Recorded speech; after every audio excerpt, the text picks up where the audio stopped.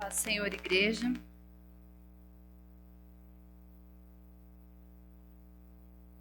Vamos até daqui mais meia hora terminar de falar desse tema, que hoje é o nosso último dia dessa série.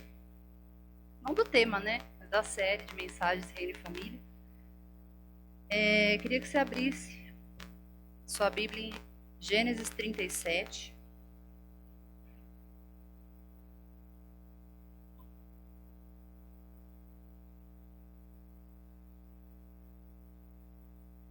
Embora eu não vá fazer a leitura, mas eu vou contar a história e se você quiser ir acompanhando, é sempre bom, né? A Andréia já falou aqui, o pastor já falou aqui sobre os bereanos. Eles iam conferindo se aquilo que Paulo falava, e era Paulo, se aquilo que Paulo falava era exatamente assim. Então, só mantenha aberta, né? Mas a gente vai falar um pouquinho da história de José. Antes eu queria orar, pedir para Deus falar conosco nessa noite, amém? Senhor, meu Deus e meu Pai, em nome de Jesus, eu estou aqui diante da Tua Palavra.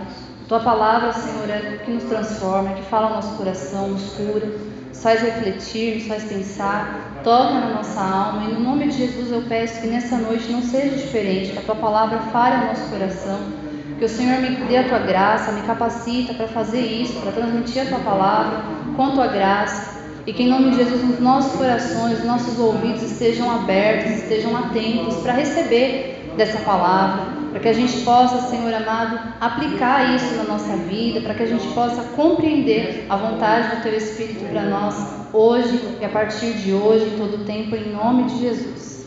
Amém. Então, só recapitulando, a gente, na primeira semana, foram 4 semanas, hoje é a última. Primeira semana a gente falou sobre propósito, fé e família, como que a visão que a gente tem sobre a família interfere na nossa visão sobre o reino de Deus e as coisas de Deus e sobre o próprio Deus.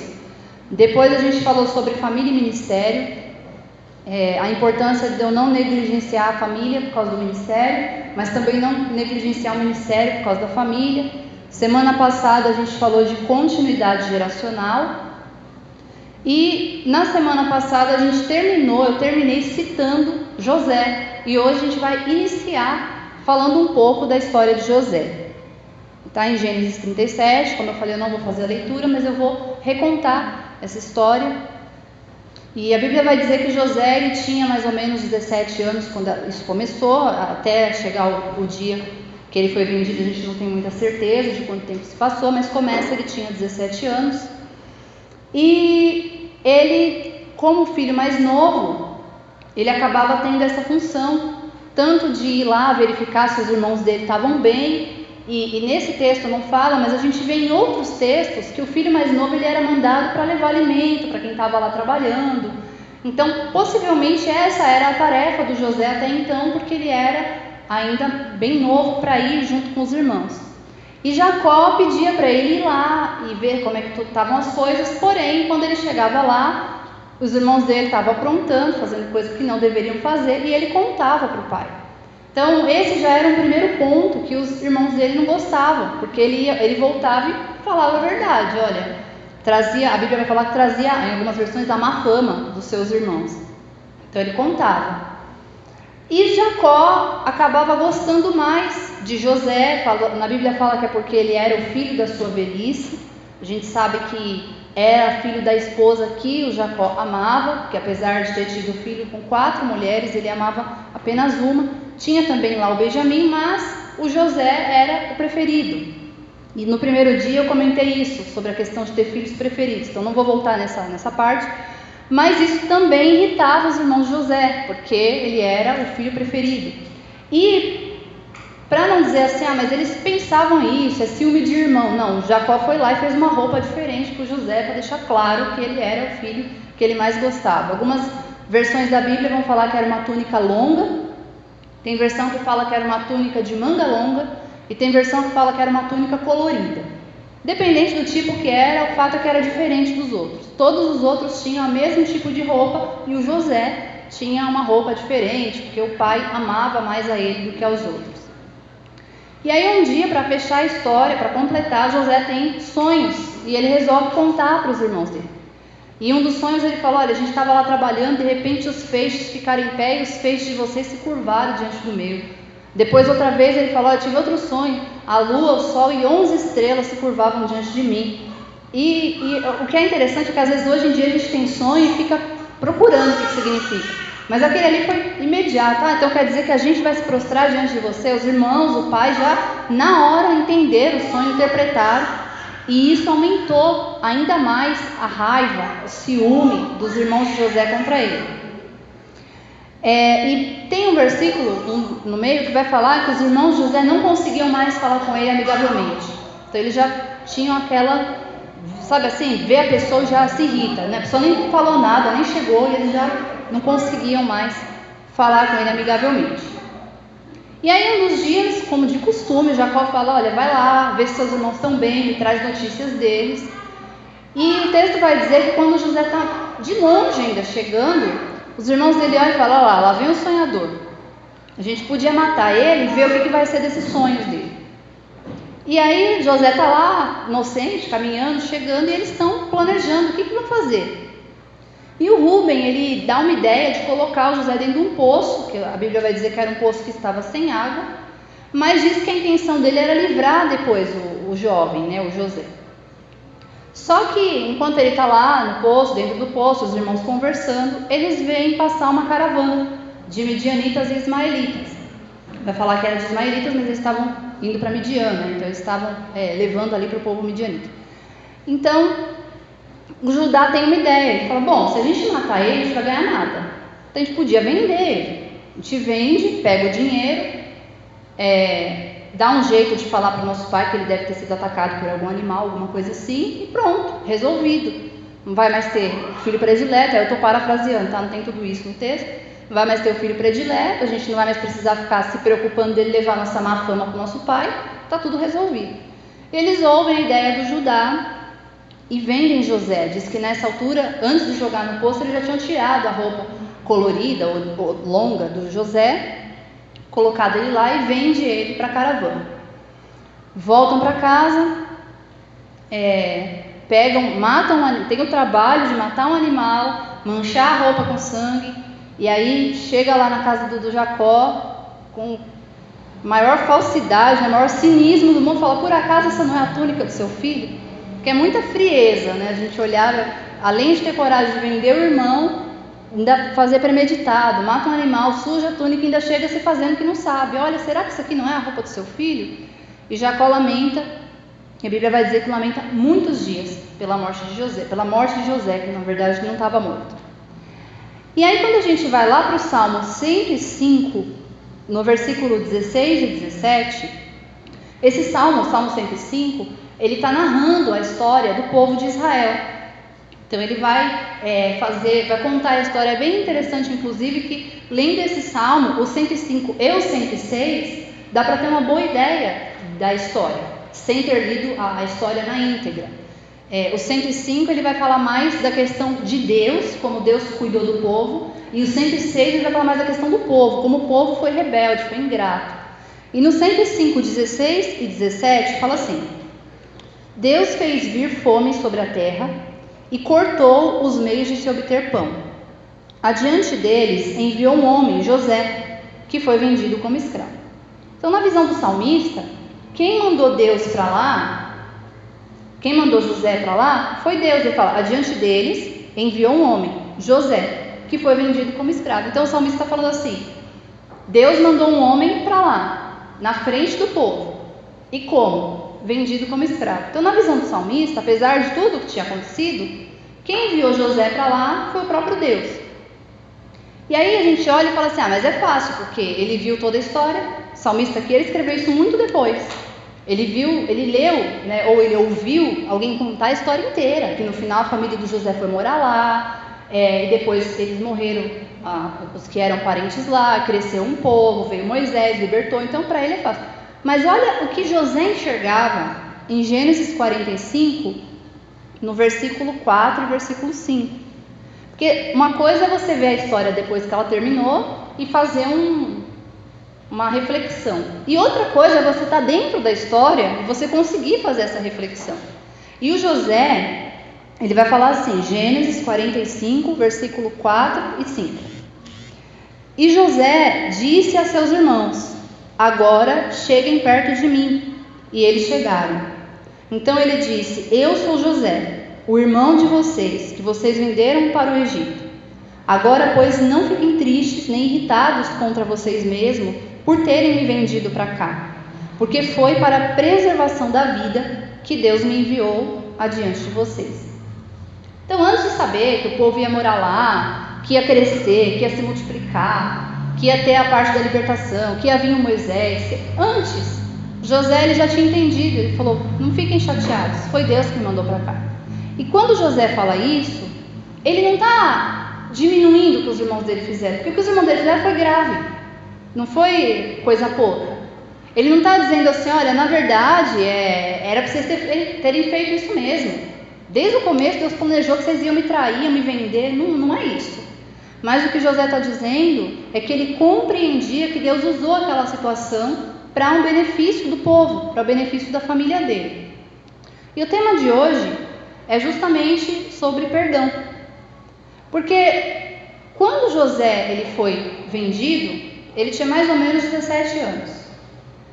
Na hora que ele fala esse texto aqui, que ele fala com os irmãos, ele já tem 32. Porque vai dizer que quando ele interpretou os sonhos do faraó, ele tinha 30. E quando os irmãos dele chegam, ele fala: já teve 2 anos de fome, vai ter mais 5. Então já fazia 2 anos que ele tinha interpretado o sonho. Então ele tinha 32, uma conta simples. Então se passaram 15 anos daquele dia, mais ou menos, né? Daquele dia que ele foi vendido para esse dia. Agora, e se nesses 15 anos José tivesse alimentado um ressentimento, uma mágoa? Porque eu não consigo enxergar o José naquela hora, ele ter carregado a raiva, o ressentimento, a mágoa o tempo inteiro, e naquela hora falar: agora eu entendi o plano de Deus, eu vou perdoar. Eu não consigo ver assim. Eu consigo enxergar um José que desde que ele foi vendido, desde o comecinho lá, ele já não tinha ressentimento mais. Por quê? Porque o texto vai falar que Deus estava com ele, onde ele punha a mão prosperava. Irmão, para a gente estar alinhado assim com Deus, a gente precisa estar dentro da vontade de Deus. Então, na minha concepção, o perdão já tinha sido liberado ali antes, só que agora era o momento que ele precisava falar isso para os irmãos dele. E a nossa família é o lugar onde a gente mais vai exercitar o perdão. Porque, por mais que a gente conheça as pessoas, eu vejo a maioria dos irmãos aqui 1 ou 2 vezes por semana. Os que eu tenho um pouco mais de contato, eu converso, alguns até todo dia, mas é uma mensagem de WhatsApp, é um áudio, uma coisa rápida. Eu posso até escrever e colocar um emoji feliz e eu não estou feliz. Não estou dizendo que isso seja certo, mas o que eu estou dizendo é que o relacionamento ele acaba sendo à distância. Mas dentro da nossa casa, não. Dentro da nossa casa, quem mora com a gente sabe as nossas fraquezas, os nossos pontos fortes, sabe quando a gente erra, quando a gente acerta, sabe o que irrita a gente, o que alegra a gente. E não tem como esconder. Até porque seria muito esquisito você viver escondendo isso dentro da sua casa. Então é onde a gente acaba se manifestando, se mostrando mais verdadeiro. Só que da mesma forma que sendo verdadeiros a gente acerta, às vezes sendo verdadeiros a gente acaba errando. E é onde entra o perdão. E dentro da nossa família é o lugar que a gente precisa exercitar o perdão. Colossenses 3,13, Paulo vai falar uma coisa acerca do perdão, e foi nesse versículo que Deus ministrou no meu coração a primeira vez quando eu pensei nesse tema. Na verdade, depois eu vou contar como veio esse tema. Diz assim: suportem-se uns aos outros e perdoem-se mutuamente, caso alguém tenha motivo de queixa contra outra pessoa. Assim como o Senhor perdoou vocês, perdoem também uns aos outros. Essa última parte, assim como o Senhor perdoou vocês, perdoem também uns aos outros, foi a que mais travou no meu coração. Porque quando o pastor pediu para eu fazer essa série de mensagens, eu tinha comentado que esse ano eu estava estudando bastante sobre família, lendo, compartilhando algumas coisas, que eu sempre tenho algumas pessoas que eu compartilho, né? A Carla, eu comento algumas coisas que eu estou lendo, o pastor eu comento, e geralmente as pessoas que leem as mesmas coisas, enfim. E aí ele falou: então a gente podia trazer uma série de mensagens, 4 dias. E eu comecei a escrever, e eu sou a moda antiga, eu começo a escrever no papel. Começo a escrever na folha de caderno, faço flechinha e tal. Quando eu acho que eu me encontrei ali, eu vou digitar. E eu fiz para 4 dias. Só que na hora que eu fui digitar, virou 3 dias, porque acabou que eu falei, mas esse aqui dá para falar junto com esse aqui. Esse dá. E virou 3 dias. E eu comecei a ler, li outra coisa, olhei outra coisa. E eu falei, pastor, deu 3 dias. Ele falou, até lá você vai ter 4. Né? Não reduziu um dia. E eu fiquei, bom, então tá bom, então eu vou. E nesse mesmo tempo, nasceu essa palavra sobre perdão no meu coração. Só que não tinha nada a ver com o resto que eu estava preparando e estudando. E eu pensei, olha que interessante, eu vou rascunhar, porque de vez em quando vem um versículo, alguma coisa, e eu vou rascunhando e falo, a hora que tiver alguma oportunidade, eu sei que Deus quer falar isso, porque geralmente é assim que Deus faz, né? Ele vai falando, e chega um dia quando tem, aí cai aquela palavra, e fala, então é essa palavra. E ficou.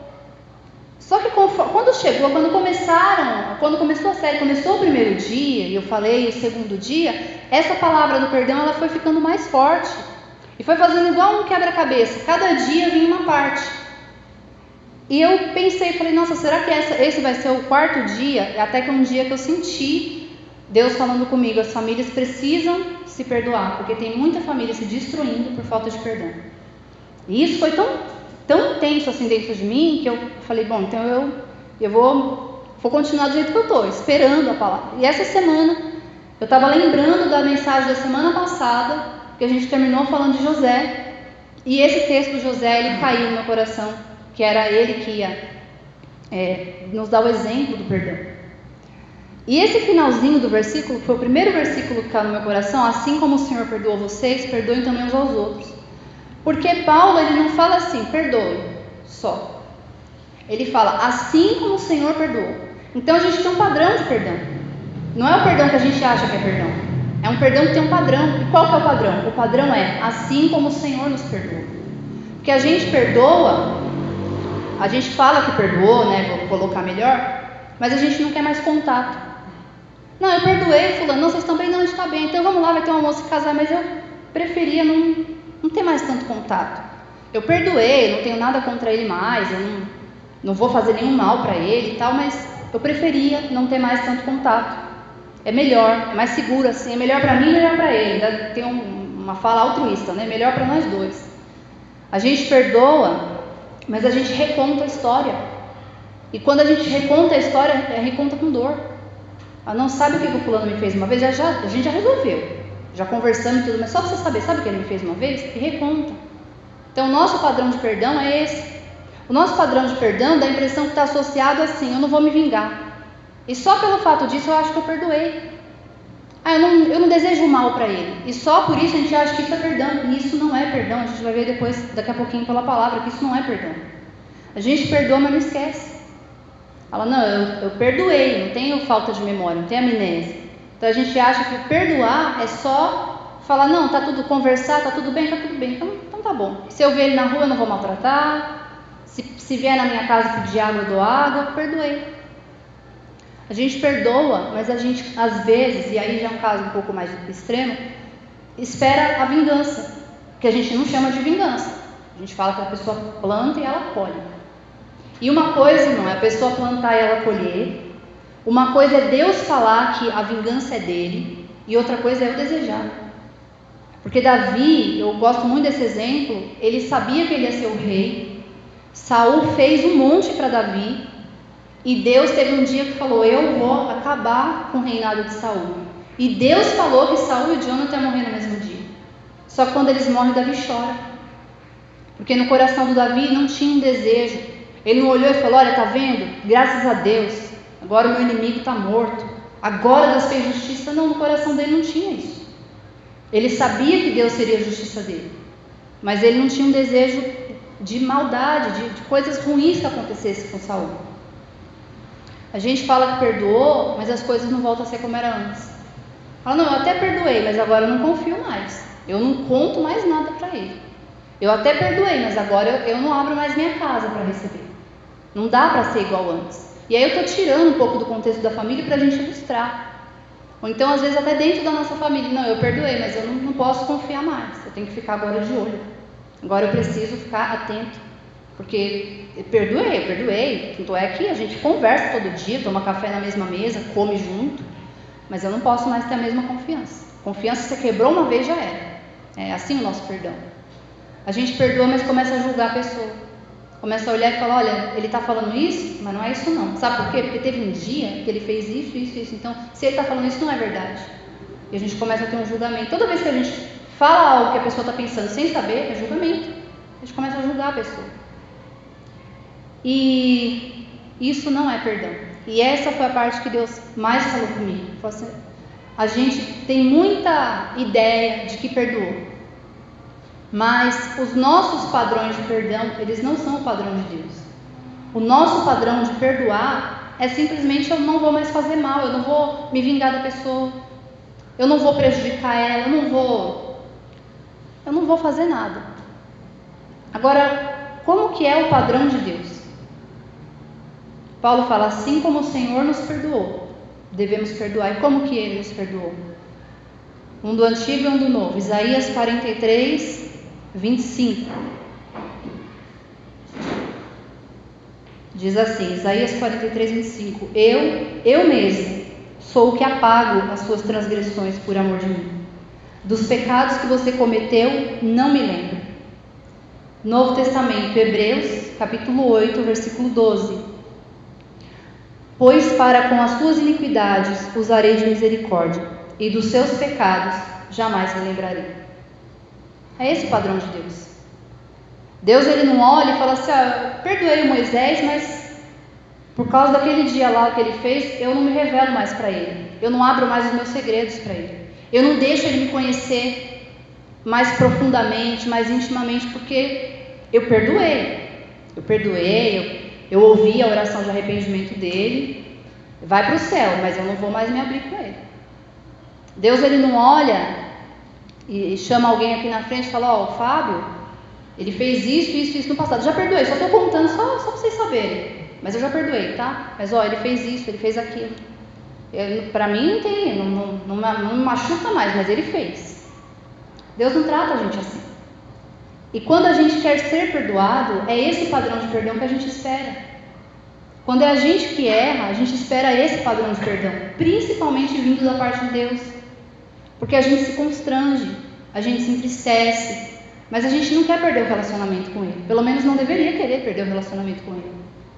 Só que quando chega a nossa vez de replicar isso, e é claro, Deus é perfeito, a gente é imperfeito, mas existe uma palavra clara para a gente perdoar assim como Ele perdoou.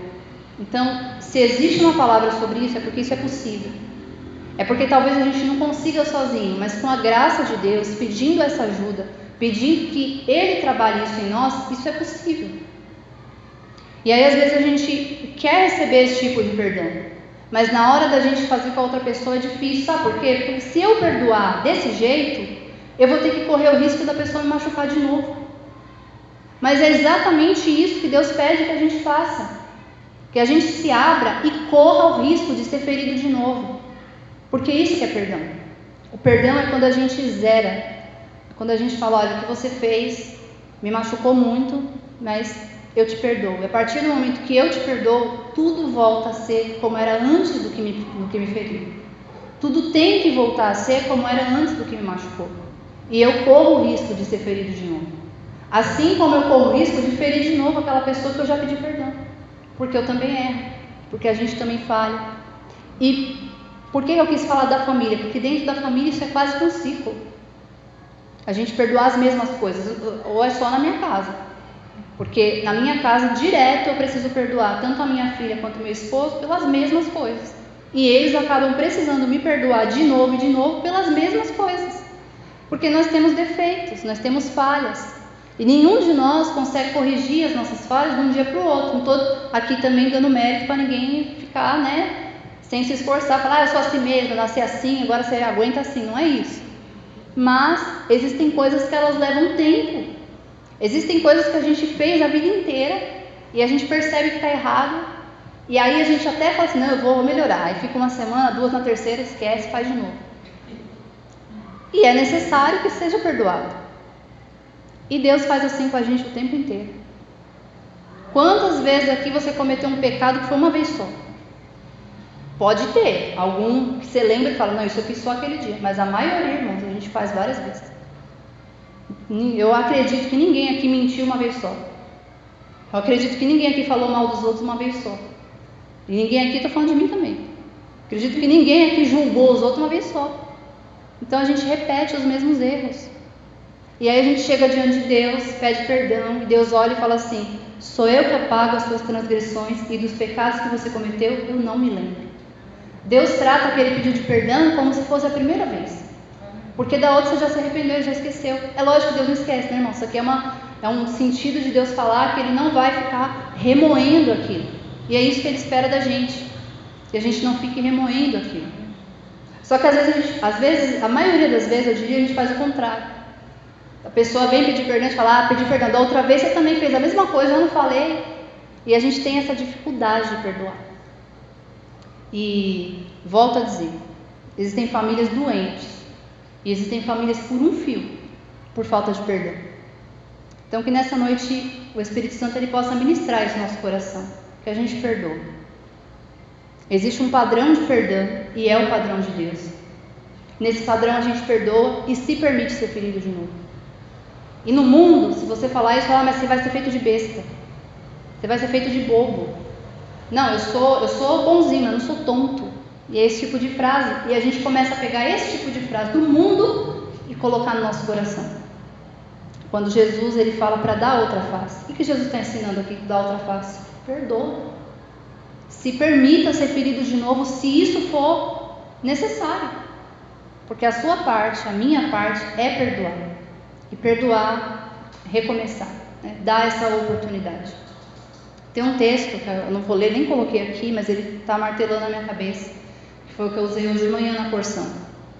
Fala que se a gente perdoar, Deus perdoará os nossos pecados. E no versículo de baixo fala que se a gente não perdoar, Deus não vai perdoar os nossos pecados. E eu não gosto muito de usar esse texto porque dá a impressão que é um perdão interesseiro. Vou perdoar porque senão Deus não me perdoa. Mas não é isso. O que Deus está falando é que Ele tem um padrão, Ele tem um modelo, Ele tem um estilo de vida para a gente, que é o de sempre perdoar, para a gente poder também ter essa intimidade com Ele, para a gente poder também ter essa proximidade, para a gente poder também ser perdoado.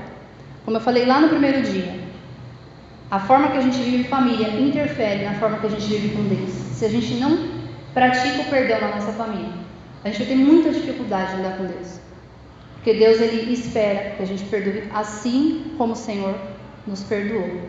Amém? Gostaria que você ficasse em pé para a gente orar. E eu quero,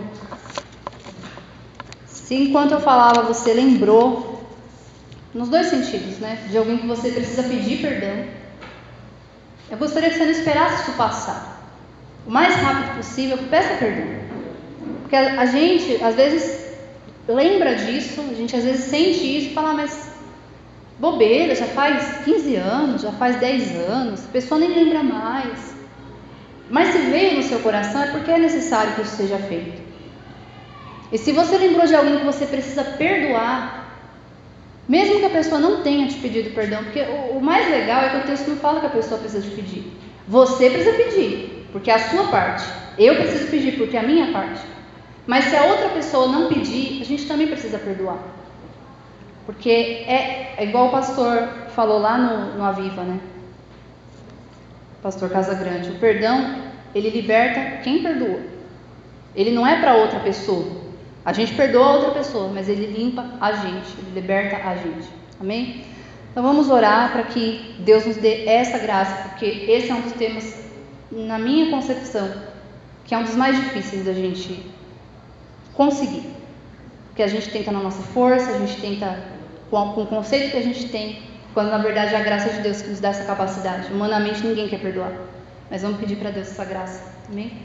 Senhor, em nome de Jesus, eu oro mais uma vez e peço, Senhor, que a Tua graça, ela nos capacite a perdoar. Senhor, se existe um padrão de perdão na Tua palavra, porque ele é possível de ser vivido.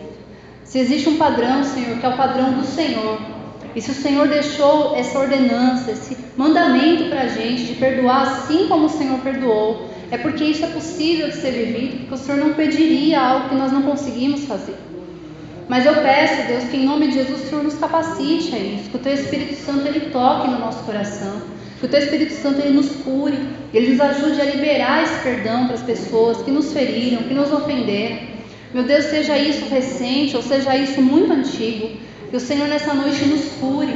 Meu Deus, que essa noite, Pai amado, o Senhor nos capacite a fazer isso que o Senhor deseja de nós. E em nome de Jesus, Pai, se há alguém que nós ferimos, que o Senhor nos dê esse encorajamento para pedir perdão.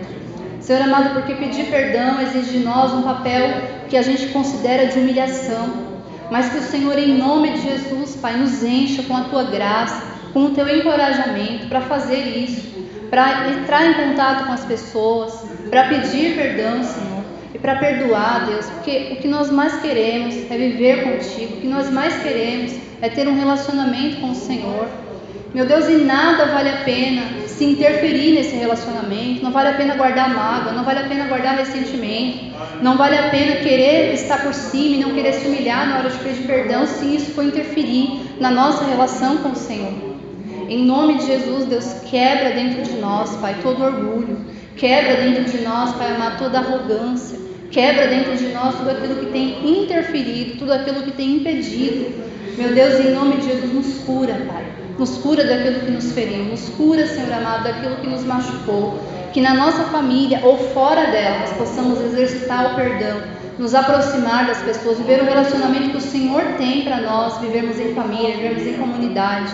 E também, Senhor, viver um relacionamento contigo. Em nome de Jesus, Pai, que nessa noite o Senhor comece a operar no nosso coração, nos libertando, nos limpando, nos curando e nos dando essa graça. Em nome de Jesus. Amém? Amém, pastor?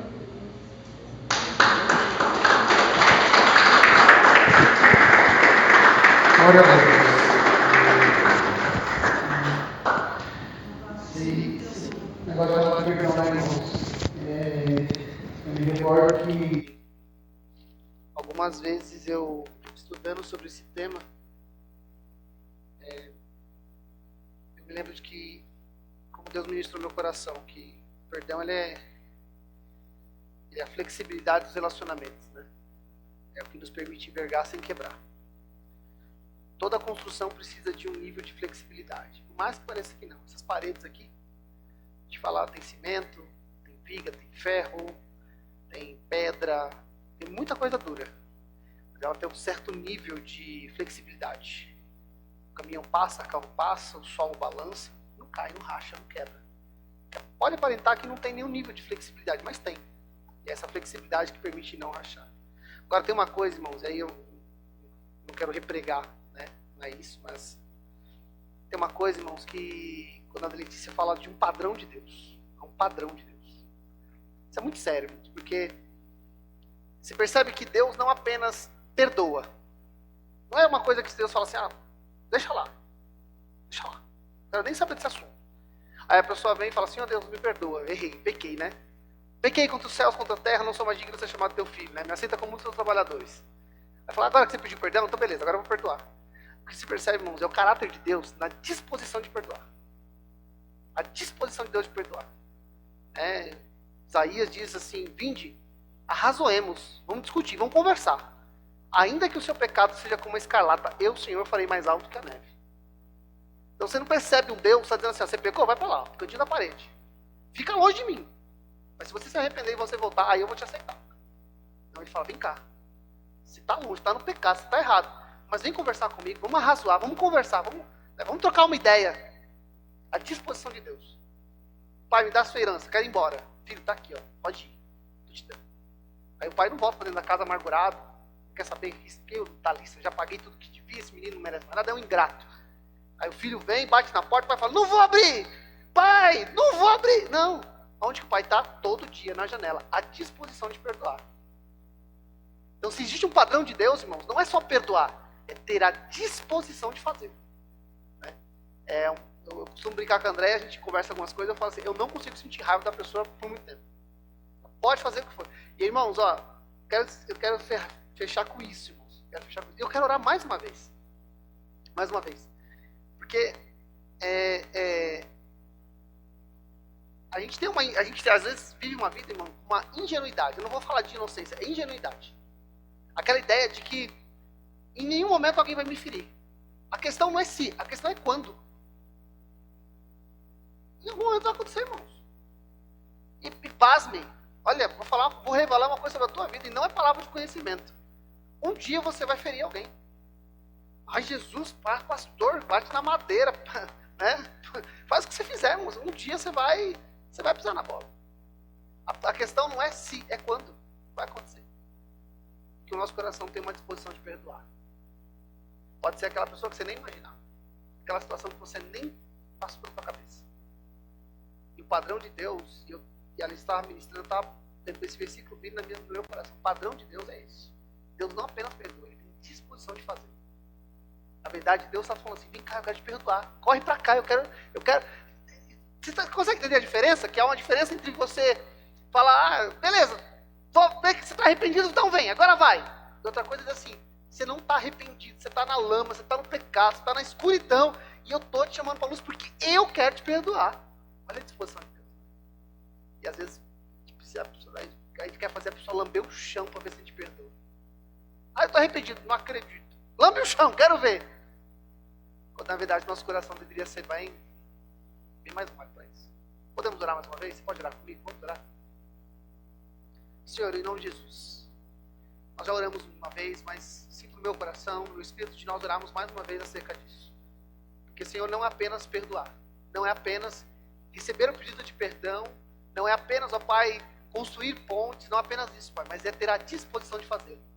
Ainda que não haja um pedido, ainda que não haja um sinal de melhora, ainda que essa pessoa não demonstre nem sequer um movimento para redimir, para reconciliar, para criar pontes, para reconstruir.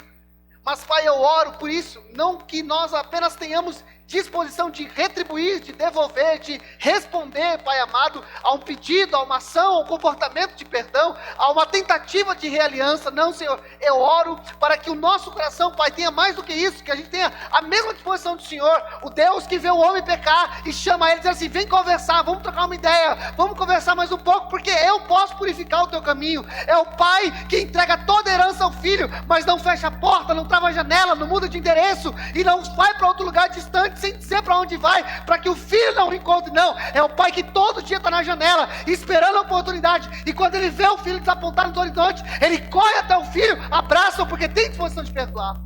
Pai, eu oro, Senhor, para que o nosso coração tenha disposição de perdoar, tenha disposição de estender ao próximo uma ponte, uma aliança, de reconstruir. Afinal de contas, a tua palavra diz, Senhor, que o Senhor tem nos dado o ministério da reconciliação.